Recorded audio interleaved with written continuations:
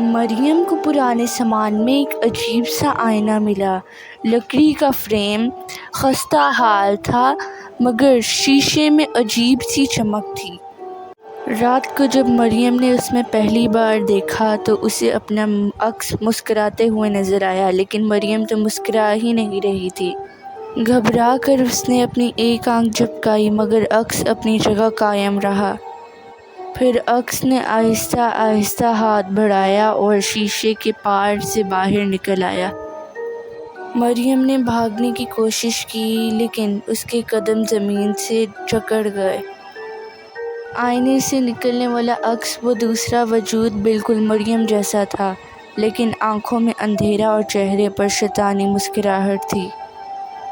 آئینے میں وہ وجود سرگوشی میں بولا، اب اس دنیا میں صرف ایک ہی مریم رہ سکتی ہے اور وہ میں ہوں۔ اگلے صبح کمرے میں صرف آئینہ تھا جس میں مسکراتی ہوئی مریم قید تھی۔